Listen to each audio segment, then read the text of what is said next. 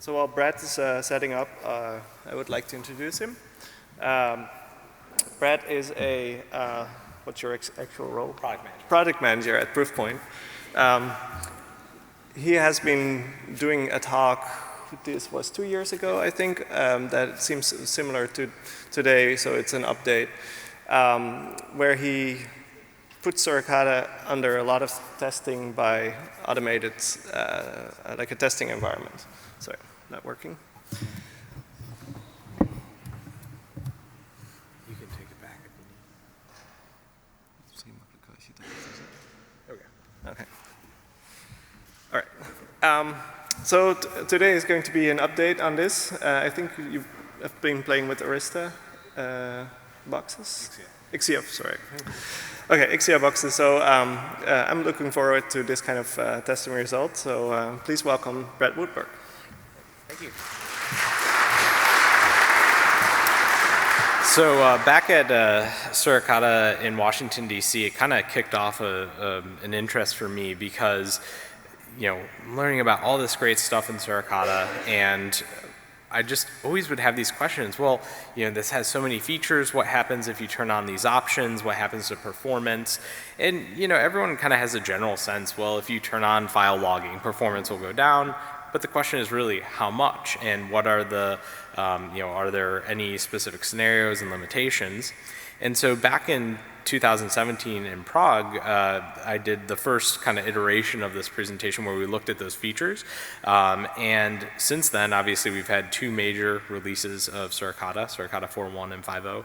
And we also you know, have a ton of new features, and there's a ton of tests that I wanted to get to that we couldn't cover back then. And so that was kind of the impetus for this talk today. So just going to give a very quick intro and kind of recap of the methodology. We're going to move pretty quick in that section. The good news is I'm going to be making all these results available to you guys, so more on that in a moment. But I have a bunch of new tests that we're going to talk about, and then kind of the grand finale looking at Suricata compared to Snort, because that was one of the big pieces of feedback that I got from the community. You know, everyone's saying, well, gosh, you know, we know the feature differences, but you know, how does this actually work under the hood? So that's what we're gonna try to cover here in 30 minutes. So, you know, just to quickly recap a few of the key findings that we had from back at SuriCon in Prague. We performed a ton of tests, and in the version that I'm gonna post to the website, all the tests are gonna be in here, so you don't have to worry about frantically writing any of this stuff down, and there's stuff obviously that I just didn't cover in the recap. But one of the first things that we noticed is just looking at Suricata over time, the performance has massively increased using the same hardware and the same methodology. So not only do we have a lot of new features, but the actual underlying performance of it has increased. And I think that that's really notable, because usually you have the other scenario where performance is kind of the best when the underlying technology is the simplest, and then as you add new features and functionality, it starts to get a little bit worse. So, where performance was right around 150 meg back in Suricata 2, we hit over a gig using the same methodology on the same hardware, using Suricata 4. We also learned that Suricata scales really nicely, based on the number of threads, as long as you don't start oversubscribing the underlying thread count. And so that's actually, for anyone who's coming from the Snort, ecosystem, that's definitely a really kind of new concept for you. And then actually most of the features don't really have a major impact on performance. Obviously there are some that do, and we're going to talk a little bit more about them. But just your kind of out of the box standard logging, stats collection and stuff like that, actually didn't really have a major impact on performance. And so I thought that was pretty interesting, because I was expecting to see something much more significant, especially coming again from Snort. So, just with that in the rear view mirror, there's so much new stuff that we want to learn and talk about. Obviously we have two major versions of Suricata that have come out, so we want to learn about them. Also, how hyperscan can impact performance. Back when I was doing the 2017 presentation, the hardware that I had wasn't hyperscan aware. So even if you turn on hyperscan, the underlying instruction set isn't leveraged. So we're going to take a look at how that impacts performance. We want to take a deeper look at rule sets and the rules themselves, because not only do features impact performance, but the underlying rules, and obviously being emerging threats, where we're managing a rule set of about 60,000 rules, about 48,000 of them are active at this point. That's actually quite important to understand that, and to understand how you can write rules that aren't great for performance, and why sometimes we elect not to publish rules because of that reason. And then finally, really just understanding, hey, what about Snort? What about, not just Snort 2.9, but the version 3.0, which is beta. How do these compare under the same methodology?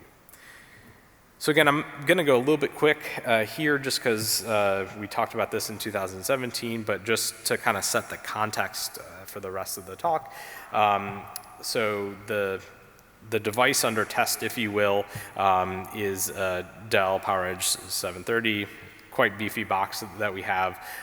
We're actually going to kind of only use a certain thread count so that we can get the most out of our performance testing. I'm hoping to have a much larger Ixia box in the near future, but this can generate some really, really good and kind of diverse traffic set, not just generating random TCP junk. So we'll talk a little bit more about that. So for all the tests, I'm using the same box, same operating system, just different versions and different configurations of both Suricata and then for Snort, the Snort test. The box is directly connected, so it's a pretty easy topology. And basically what we want to do is make sure that the tests themselves and everything other than the specific scenario that we're testing is a control. So we're using, like I said, it's not like the same box. We're literally using the exact system for all the tests, and using the exact same traffic. So I'm not modifying anything about the test. I'm just hitting go, and then when the test completes, restarting the processes and hitting go again. So it's easy and it's repeatable, and like I said, we'll be talking more about posting all the results in just a moment. It's really important to have good traffic, because we know that obviously the traffic is influenced by the IDS engine itself, and it's influenced by the configuration, but the performance, that is also impacted by the underlying traffic. And so what we want to make sure is that we have a very real world set, and that's actually a huge advantage of the Ixia box, is because they invest a lot of time being able to create these they are the real protocols. They're modeled on real traffic from the applications, and you can flexibly scale them up or down. I'm not here to give a pitch on Ixia. I have no vested interest in them, but it is very helpful to be able to kind of have that expressive traffic set. And when I'm doing the tests, I'm also doing, so the boxes themselves I'm going to talk about, are in inline mode, but they're not dropping any traffic. It's just alerting, with the exception of I have a canary signature that is set to drop. So that way we can make sure, not only based on the performance results that we're seeing, but we can make sure that, the IDS engine under test is in fact doing full inspection by repeatedly sending this malicious traffic through and then expecting it to be blocked. As a traditional load testing technique, we ramp up the traffic. So rather than just blasting everything out of the blue, which isn't what you would normally see in a deployment, traffic kind of scales up and down. Basically, we start at 0, and then every second we're adding 65 connections of this application mix, and it just kind of goes higher and higher and higher every single second, so that we get to really kind of see where the breaking point, so to speak, is for identifying the performance. In terms of the configuration, well, in a couple cases I use a different version of Suricata or Snort, but just to kind of call it out, basically we're trying to make this as vanilla as possible. I'm using AF packet, it's inline. I'm using 4 send and receive threads just because the performance of this box can go higher than what my traffic generator can at this point. Hopefully we'll have an even bigger one, but because we see that it scales so nicely, it really isn't you know, such a factor to be able to just say, hey, we want to put a couple gigabit through it, but not need to see what the exact performance of a device is, because really, you know, everyone's system is going to be a little bit different.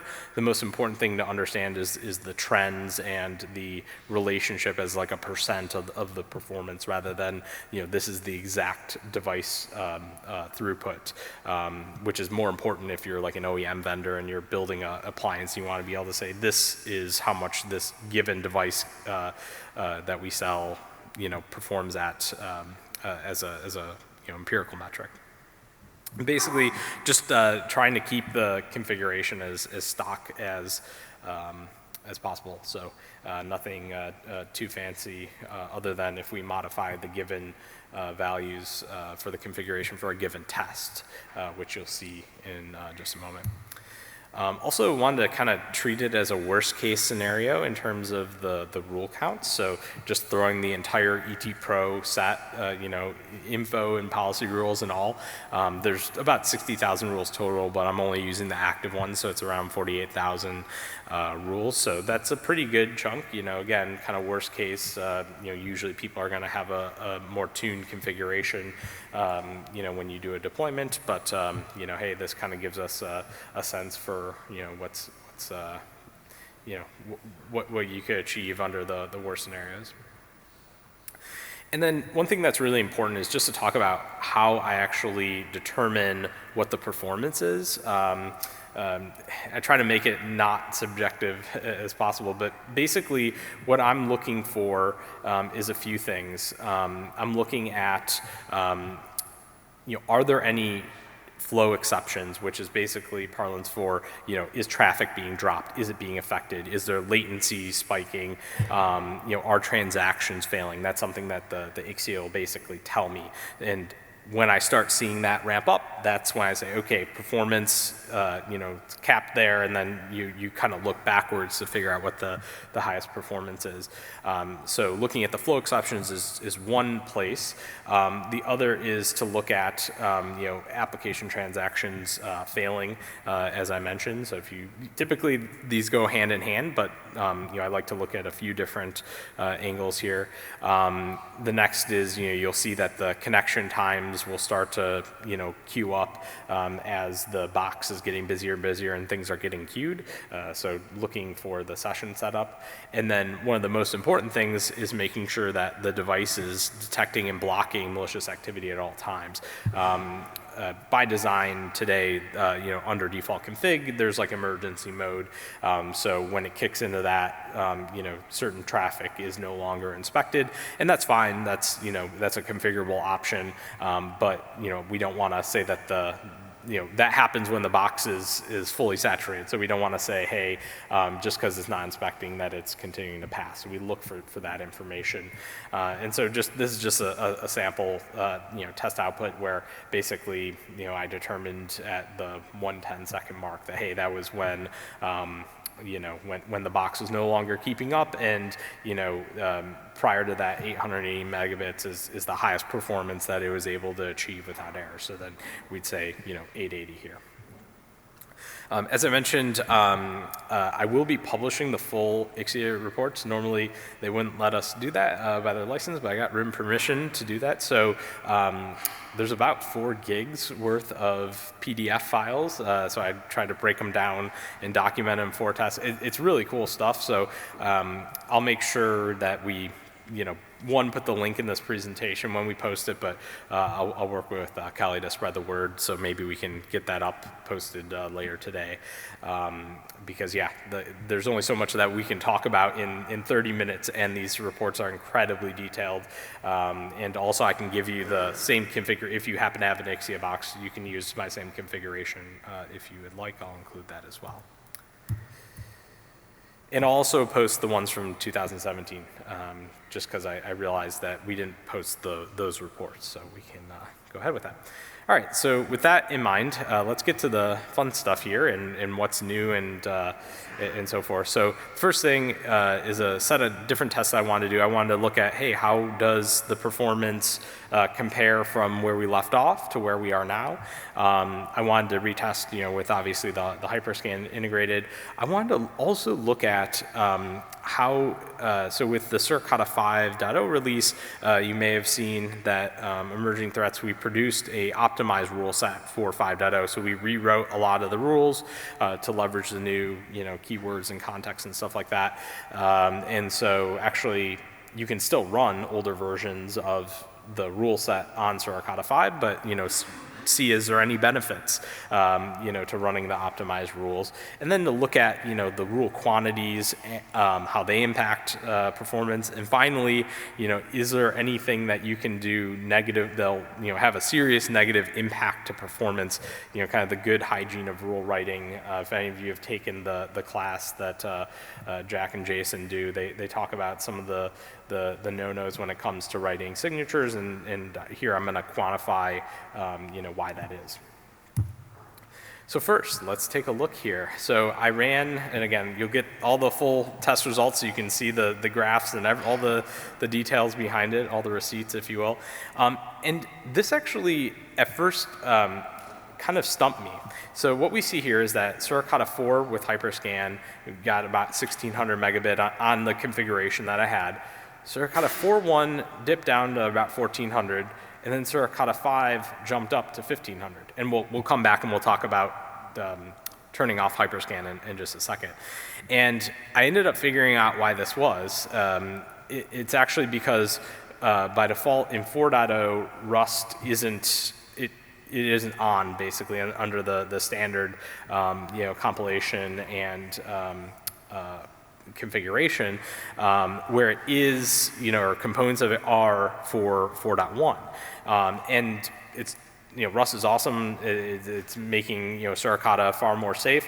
So no issues there, but it does have a little bit of an overhead cost, not much of one. But that's the reason why performance kind of dipped a little bit, using the same rule files from one to the other. But then, what's the explanation for why it bounced up in 5.0? Because you might think, well, as things get more complex, the performance would kind of tick down. And actually, the reason for that is because of the optimized rule set. Because we optimized things in 5.0, and they did some performance optimizations for like HTTP, the performance actually grew from 4.1 to 5.0 on the most expensive or most kind of used protocol being HTTP. And then Hyperscan was on for all three of these cases. I wanted to see, hey, well, what if we use one of the legacy pattern matching algorithms, Aho Crossic in this case, what happens to performance? And we can see that the Hyperscan is having a very significant impact when it comes to performance. And again, that's on by default now. I did enable it for 4.0 and 4.1 just to be able to compare it across the board. But if you're not using it, you probably should be. So now, as I alluded to earlier, what happens if you take the Suricata rule set that was written for 2.0 and you run it in 5.0, or 4.0 and run it in 5.0? And first off, it works. There's no, it compiles and the traffic matches and everything like that. But there's things that we've done to the rules to optimize them, since those earlier days. And obviously in 5.0 we have, some rules that aren't supported previously, like JA3. While you can run older versions of the rule set, it's a good thing to check your configuration where you're downloading the rules from to make sure that that you're grabbing the latest and greatest, because it will help you from a performance perspective. Now, this was really interesting. I wanted to look at how much rules impact performance from a quantitative perspective. And it actually is really interesting. And this is going to also be impacted by your traffic. So, I think if you're using, just a richer set of traffic, you might see slightly different results.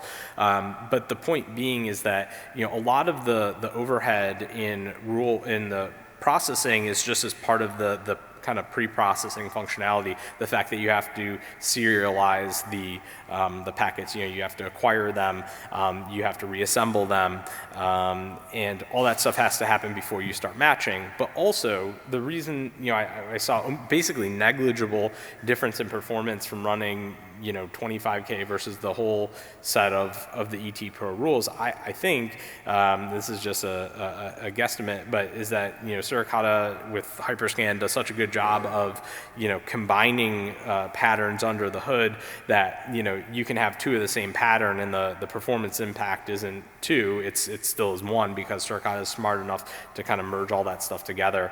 And so while this performance impact is definitely going to be dependent on what traffic that you have underlying, I thought that was pretty interesting, especially when we look at Snort in just a moment. And so writing signatures is something that we do every single day, day in, day out. And there's different scenarios that have come up, people asking us to write signatures or submitting signatures. And I thought it'd be kind of cool to double click on some examples of maybe what not to do and why. So the first one is, you guys may have heard just a few months ago, VxWorks, it turns out, which is used in tons of security appliances and kind of embedded systems, had a bunch of vulnerabilities related to the urgent flag, and you could either compromise the device or denial of service in a whole number of different ways. And so we saw some signatures that were written that look at every single packet or every packet of TCP, to check. And so how does that impact performance? And actually we see here that, oh sorry, this popped up, but that it actually, just those 4 signatures, and I'm running them on top of the full ET Pro rule set. So I'm running all 48K plus those 4, performance dropped from 1500 to 1320. So it's quite noticeable. And as you'll see here, it isn't always the quantity of signatures, it's what you're writing. The next one that I'll call out is an unanchored PCRE. So basically here, we're not only not anchoring it to an application, but we're not anchoring it to a context or based on content. So basically we're just running PCRE on all traffic here. And that actually had an even bigger impact on than the packet signatures themselves. So maybe a little bit better of an idea would be to run it with HTTP, so that we're only applying this to HTTP traffic. Still is kind of wild, and it still impact performance, but it didn't have as big of an impact of kind of applying it across the board. And actually, we could have wrote this signature even worse if we would have made it IP rather than TCP. But most of the traffic is TCP, so yeah. But you can certainly do worse. And then finally, looking at what could happen if you, let's say that hey, you apply the application ID properly, and you use like an actual buffer, in this case HTTP URI, and you add a content match, so it'll only invoke the PCRE if you have that underlying content match. Well, the problem is here the content match is basically an all HTTP, so you're still going to be applying that all the time, and it had a very modest impact on performance, but that's just one signature. So if you're doing this across the board, you can run into problems pretty quickly. So it's definitely, that's something that we do, and even when people submit signatures, which any submitted signature goes into ET Open from the community, we make sure to check for these things as well, just so that we don't release rules that might impact performance. And I actually have a bunch of other scenarios, but I just 30 minutes, so I'll include other test results. Like I have some stuff for Suricata 5 with like the transforms and some of the other new features that I wanted to share with file store and stuff like that, but just for the sake of time, let's get to the good stuff. So before I dive into the results, I do want to give a disclaimer. Proof point, we are an OISF Platinum sponsor. And we sell ET Pro obviously, but we sell it for both Snort and Suricata, same price, so we don't care if you buy it for one or the other. And obviously we have open, which is free in both scenarios. I tried to take as objective look at this stuff as I can, but just wanted to mention that. And so what we're doing here is we're going to take Suricata 5 with all rules enabled, AF packet mode, and we're going to look at Snort 2.9. We're going to look at Snort 3.0 single-threaded, and then also multi-threaded. Just a note or two about how we configured Snort here. Basically, I used all the default compilation options that they recommend, with the exception of I turned off the console logging, because that actually had a really significant impact on performance, which maybe you'd expect when you're running a single thread application that doesn't have a dedicated management thread to handle that stuff. But just disabled it all. That kind of took care of that problem. Again, ran it in AF packet mode so that it's inline, so that we can actually measure reliably the overhead and performance impact. And I also only ran the rules that you compile. I didn't use any of the shared objects. Now, keep in mind that my understanding is that the shared objects are not like a version of the compiled rules. They're actually separate rules that for whatever reason either they didn't want to release them so you could see the patterns, or maybe there's some sort of detection logic that they wanted to employ that they couldn't do with the regular rules. So I didn't include them, but that again doesn't benefit Snort. Actually, the performance impact would have most likely been lower had we included those. And then just for Snort 3, I didn't run the ET Pro rule set because we don't have a ET Pro version of Snort 3 yet. But I did run both the community version and the Snort registered version. So again, this is all running on the same device, same traffic, exact same test. The only variable here is Snort and its version. So first, let's take a look at Snort 2.9. Keep in mind that this is single-threaded, and this, I was using, in this case, the community version. So we saw about 70 megabit per second of reliable application throughput. When I enabled the registered rules, which are just above 12,000, the performance dropped a bit to 60 megabit per second. And when I ran all ET Pro rules, which is 48,000, the performance dropped to right about 45 megabit per second. Now, I wanted to compare Suricata to Snort, and I also wanted to finally make use of these cool animations. But the one challenge is that if you're running Suricata inline with AF packet, you can't run one thread. You need to run two threads. If you try to run it in single mode, it won't let you. And of course, Snort 2.9 is not multi-threaded. So, but even that said, the performance here was about 10 times the performance of Snort 2.9, 5 times if you say, okay, well, you had 2 threads rather than 1. Okay, fine. But still, let's say 5 times greater if we kind of line these head to head, comparing the latest version of Snort versus the latest version of Suricata. Even if you give them the benefit of the doubt and you use the actual, Snort provided community set. So now let's take a look at Snort 3.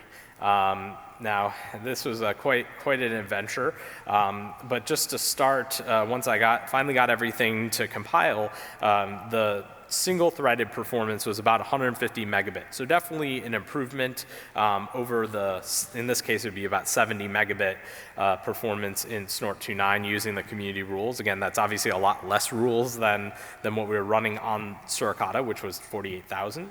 But still, hey, we'll give it to them.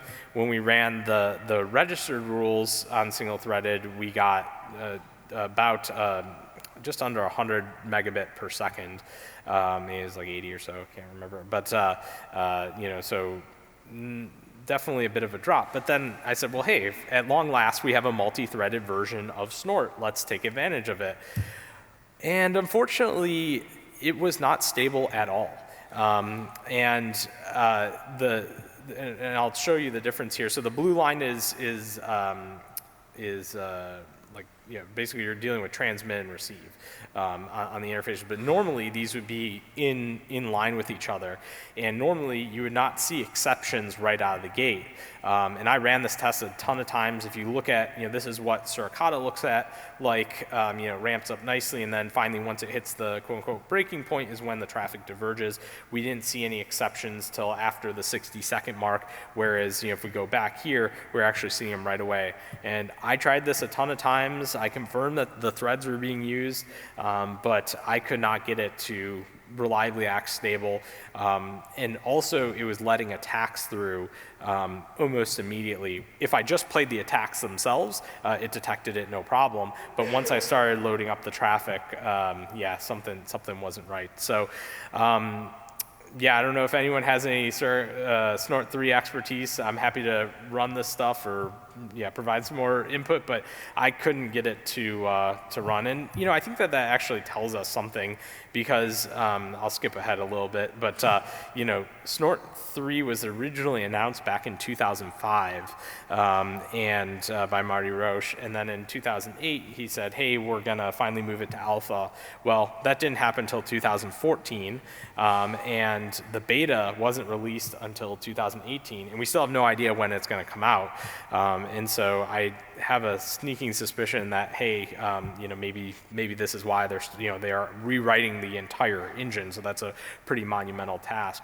And then just one note: I didn't test multi-instance of Snort. Obviously, that would be something where you can run like PF-ring, or you can use a hardware accelerator and run multiple instances. But the reason why I didn't do that is because it's really not the same thing. It's not equivalent to Suricata for a lot of different reasons, particularly around cost. I mean, when you run multiple instances, they need to use their own instance of memory. And so if you need, where you might need only 2 gig of memory for Suricata across 20 threads, you'd need 40 gig to run Snort. Also, if you have to buy a hardware card, or if you need to, license the advanced PF-ring license, the regular one's free, but the advanced one, that's an additional cost that you might not have to face with Suricata. And then most importantly, just the underlying complexity of having, all these extra instances run around. What if something goes wrong?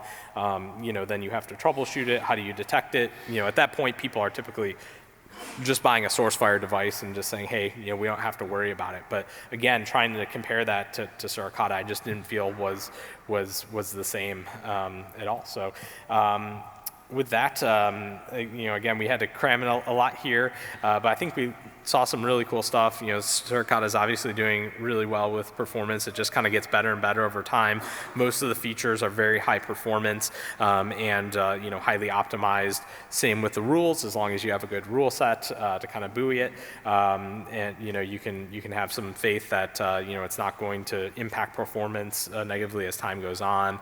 Obviously, we saw the results of Snort, but it'll be exciting to see how this changes as maybe they get Snort 3 to a general release.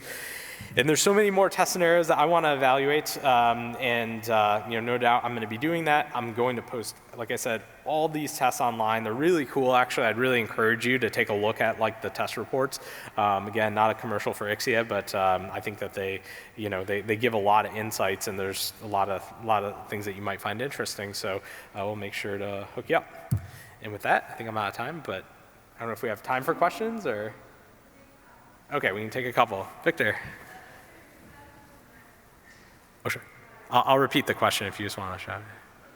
So I was wondering if you saw the performance degradation with Suricata 5. I was wondering if that could be explained by having more protocols enabled by default with rest of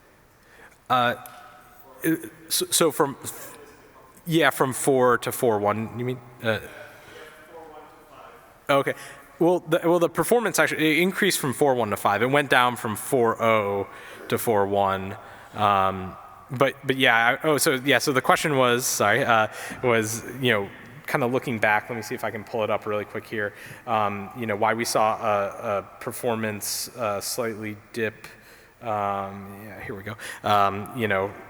my impression is that it is because Rust is enabled.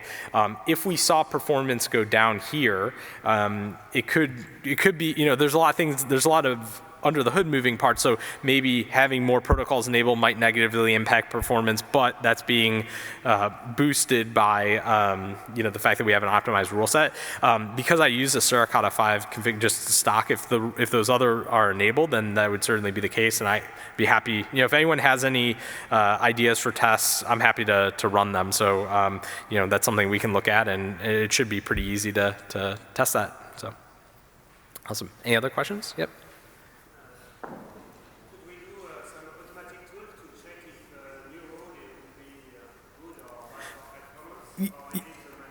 Yeah, excellent question. So the question is, can we do any kind of automated performance evaluation? And the answer is yes, actually. We do that in ET today. So, I mean, again, that's kind of in our data set, but anytime that a rule is written by us or submitted by the community, so any rule that's submitted, we do both static checks, so we kind of look at just the underlying engine stats, and then we also do some performance testing as well.